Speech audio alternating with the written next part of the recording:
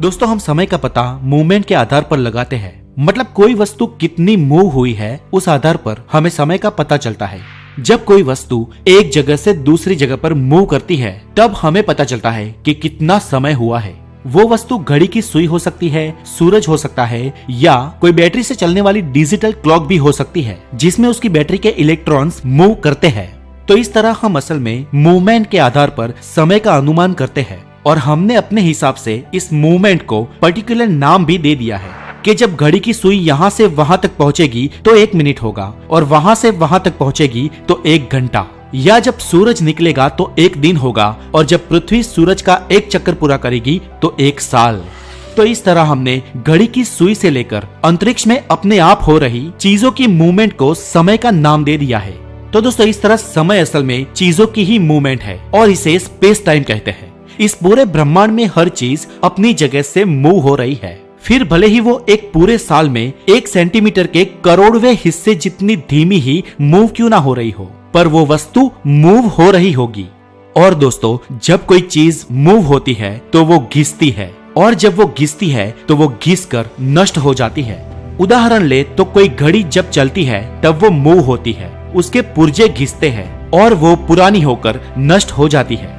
वैसे ही जब हम इंसान जिंदा होते हैं तो हमारे शरीर के सेल्स और मॉलिक्यूल्स मूव होते हैं और वो घिसते रहते हैं और वो एक दिन इतने घिस जाते हैं कि हम बूढ़े हो जाते हैं और हम नष्ट हो जाते हैं। लेकिन दोस्तों अगर हम घड़ी को या हमारे शरीर को किसी तरह फ्रीज कर सके तो हम इसे घिसने से बचाकर लंबे समय तक टिक सकते हैं, पर बहुत लंबे समय तक नहीं, क्योंकि पड़े पड़े भी उसके अंदरूनी मॉलिक्यूल्स धीमी गति से ही सही लेकिन मूव तो हो ही रहे होंगे। और इस तरह मूवमेंट के चलने से या यूं कहें कि समय के बीतने से उसका नाश तो होगा ही होगा। तो दोस्तों यहाँ तक आप ये तो समझ ही गए होंगे कि ब्रह्मांड में हर चीज मूव करती है रिलेटिव टू ईच अदर और हर वस्तु के लिए समय और मूवमेंट की अपनी ही एक अलग डेफिनेशन है। दोस्तों समय की डेफिनेशन दुनिया के भिन्न भिन्न जीवों के लिए अलग अलग हो सकती है।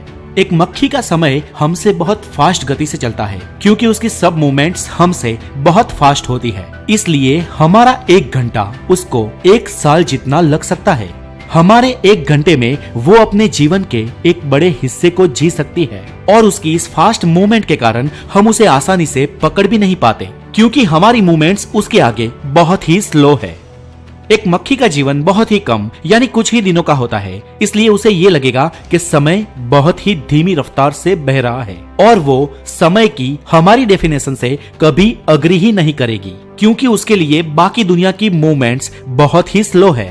वही कछुए की मूवमेंट्स हमसे भी बहुत धीमी होती है, इसलिए वो 200 या 300 साल तक जिंदा रह सकता है। तो दोस्तों इस तरह सभी जीवों की अंदरूनी फिजिकल और न्यूरोलॉजिकल मूवमेंट के आधार पर उनका जीवन काल होता है। इसलिए दोस्तों आप ये कह सकते हो कि समय हर ऑब्जेक्ट की उसकी खुद की मूवमेंट पर आधारित है। और दोस्तों ये बात पता नहीं कैसे लेकिन हमारे पुरखे भी जानते थे, इसलिए कई दंत कथाओं में देवताओं के समय को हमारे समय से भिन्न बताया है और ब्रह्मा जी का 1 दिन हमारे 4 युगों के बराबर बताया है। और ये मैथोलॉजी हर कोई संप्रदाय में हो सकती है, लेकिन सच बात तो ये है कि समय के इस इल्यूजन को आज विज्ञान भी प्रूव कर चुका है। दोस्तों जब हम भूतकाल या इतिहास के बारे में सोचते हैं तब आपने सोचा है कि हम क्या सोचते हैं? तब हम हमारी पुरानी यादों के बारे में सोच रहे होते हैं। हम ऐतिहासिक राज्यों और राजाओं के बारे में सोचते हैं, हम आदि मानव और डायनासोर्स के बारे में सोचते हैं। पर हकीकत तो ये है दोस्तों कि तब हम वास्तव में समय के बारे में नहीं किंतु बदलाव के बारे में सोच रहे होते हैं। और बदलाव चीजों की मूवमेंट की वजह से आता है और चीजें मूव ग्रेविटी की वजह से या एटमॉस्फेयर या ऊष्मा की वजह से अथवा क्वांटम फोर्सेस की वजह से होती है। यही मूवमेंट बदलाव लाती है और ये बदलाव हमें समय की अनुभूति करवाता है। दोस्तों हमें समय सिर्फ घड़ी ही नहीं दिखाती, घड़ी हमारा आविष्कार है। पर जब घड़ी नहीं थी तब हमारे पुरखे सूर्य या चंद्रमा की मूवमेंट के द्वारा समय को नापते थे। हम इस तरह किसी और चीज से भी समय का पता लगा सकते हैं। तो इन सब बातों से अगर आप ये कहना चाहे तो कह सकते हैं कि समय को हमने बनाया है, हमने इसे इन्वेंट किया है। पर एक मिनट, सर आइंस्टाइन की थियरी तो कहती है कि समय सापेक्ष है, वो स्लो या फास्ट हो सकता है। समय ही चौथा आयाम है या हम समय में यात्रा भी कर सकते हैं। तो वो सब क्या है? तो दोस्तों सर आइंस्टाइन के पूरे सिद्धांत को उदाहरण के द्वारा मैं आपको बहुत ही सरलता से समझाऊंगा और आप उसे आसानी से समझ भी जाएंगे। पर इससे पहले आप ये समझ ले कि सर आइंस्टाइन की थियरी ऑफ रिलेटिविटी के अनुसार हम स्पेस में जितनी ही स्पीड से यात्रा करेंगे हमारे लिए समय उतना धीमी गति से चलेगा। लाइट स्पीड से 99.99% चलने वाले स्पेसक्राफ्ट में मौजूद घड़ी को आप पृथ्वी की घड़ी से मिलाओगे तो आपको पता चलेगा कि फास्ट गति से मूव होने वाले स्पेसक्राफ्ट की घड़ी बहुत ही धीमी रफ्तार से चल रही है। और अगर कोई इंसान लाइट स्पीड से चलने वाले स्पेसक्राफ्ट में करीब 1.5 साल तक यात्रा करता है तो पृथ्वी पर जब वो वापस आएगा तो पूरे 100 साल बीत चुके होंगे। यानी वो जिस इंसानों को छोड़ के गया था वो अब इस दुनिया में ही नहीं होंगे और वो अपनी शायद चौथी या पांचवी पीढ़ी को देख रहा होगा। और दोस्तों ये सच है और ये होता है टाइम डायलेशन के कारण। और ऐसा क्यों होता है, चले इसे एक उदाहरण से समझते हैं। मान लीजिए कि हमने 2 डिब्बे बनाए हैं जिनके अंदर 2 बहुत ही आधुनिक घड़ी भी मौजूद है। अब प्रकाश की एक किरण इस बंद डब्बे में ऊपर और नीचे मूव करती रहती है और इस किरण को डिब्बे के एक छोर से दूसरे छोर तक टकराने में 1 सेकंड का समय लगता है। डिब्बे के ऊपर वाले छोर से नीचे टकराने का मतलब है 1 सेकंड और टकराकर फिर ऊपर वाले छोर तक पहुंचने का मतलब है दूसरी सेकंड। अब हमने इन 2 डिब्बों में से एक को स्पेस में स्थिर रखा है और दूसरे को स्पेस में हाई स्पीड से चलने वाले रॉकेट में यात्रा करने के लिए भेज दिया है। अब दोस्तों इस एक्सपेरिमेंट में आप पाएंगे कि स्थिर डिब्बे में प्रकाश की बीम समान गति से डिब्बे के दोनों छोरों से टकराती है, लेकिन स्पेस में मूव हो रहे डिब्बे में प्रकाश की बीम को दोनों छोरों से टकराने में ज्यादा वक्त लग रहा है। ये इसलिए हो रहा है क्योंकि डिब्बे की स्पीड के कारण अब प्रकाश को अधिक सफर तय करना पड़ रहा है, इसलिए अब उसे डिब्बे के दोनों छोरों तक पहुंचने में ज्यादा वक्त लग रहा है। दोस्तों अब हमारी क्लॉक तो तभी सेकंड को काउंट करेगी जब प्रकाश की बीम डिब्बे के छोर से टकराएगी। इसलिए यहाँ आप देख रहे हैं कि गति कर रहे डिब्बे के सेकंड्स स्लो हो गए हैं, यानी कि समय धीमा हो गया है। अब मान लो कि स्पेस में मूव हो रहा डिब्बा खुद प्रकाश की गति से मूव होने लगे तो क्या हो। तो दोस्तों इस परिस्थिति में प्रकाश जितना अंतर काटेगा उसके साथ डिब्बा भी उतना ही आगे चला जाएगा।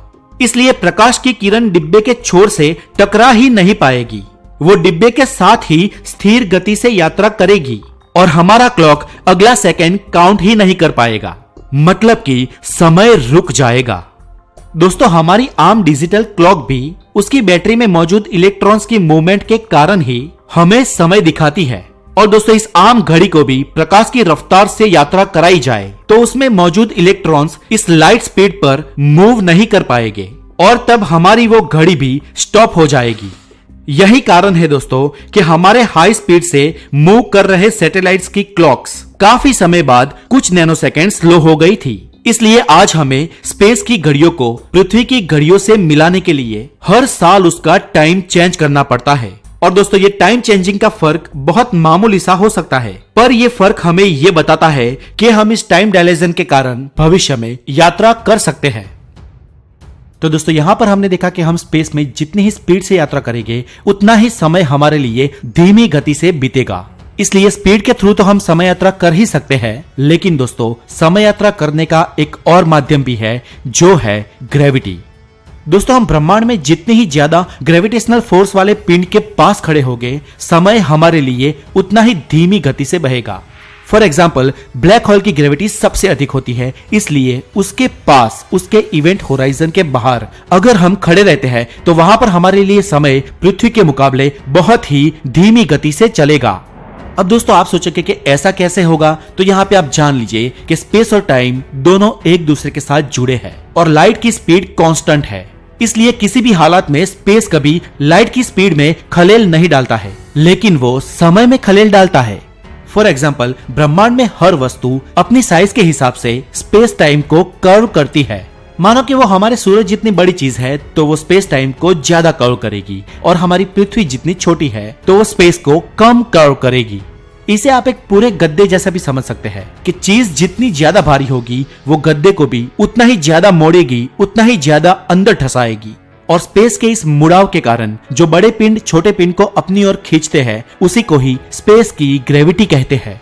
तो दोस्तों इसका मतलब ये हुआ कि बड़े मास या ज्यादा डेंसिटी वाला कोई खगोलीय पिंड स्पेस टाइम को ज्यादा वॉर्प करेगा। और आपको पता है कि ब्लैक होल की ग्रेविटी तो कितनी ज्यादा होती है। और इसीलिए इतनी ज्यादा ग्रेविटी होने के कारण ब्लैक होल्स अपने आसपास के स्पेस टाइम को बहुत ही डीप में वॉर्प कर सकते हैं और इसी के कारण उसके पास खड़े किसी भी इंसान का समय हमारी पृथ्वी के मुकाबले बहुत ही धीमी गति से चलेगा।